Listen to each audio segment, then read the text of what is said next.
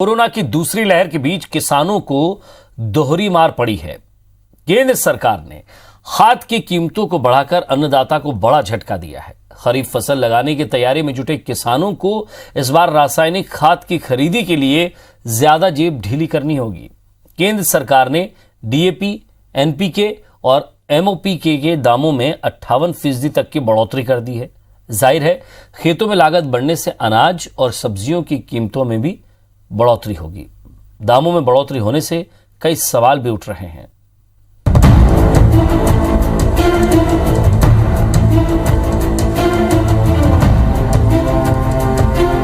नए केंद्रीय कृषि कानूनों के खिलाफ किसान पिछले 5 माह से केंद्र सरकार के खिलाफ धरने पर बैठे हैं। मामला अभी शांत नहीं हुआ कि केंद्र ने एक बार फिर खाद के दाम में 58% तक की वृद्धि कर दी और किसानों को बड़ा झटका दिया।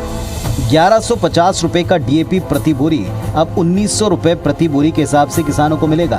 1185 रुपए की एनपीके की प्रति बोरी अब 1747 रुपए में मिलेगी, जबकि 850 रुपए की एमओपी बोरी अब 1000 रुपए में मिलेगी। इसी तरह सिंगल सुपर फास्फेट की सभी प्रकार की खाद के दाम प्रति बोरी लगभग 36 रुपए बढ़ गए।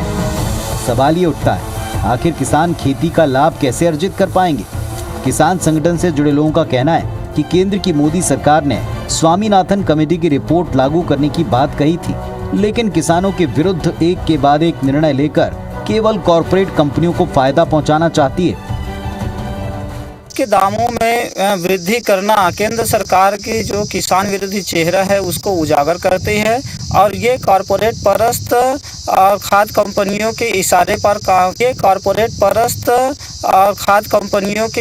पर काम करने वाली मोदी सरकार को चेहरा को उजागर करता है।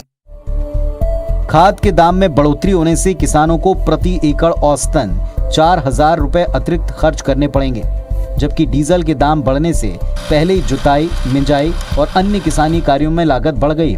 खाद के भाव बढ़ने से कृषि मंत्री रविंद्र चौबे ने केंद्र सरकार से आग्रह किया कि फर्टिलाइजर कंपनियों की मनमानी रोकें और मूल्य वृद्धि को वापस करवाएं।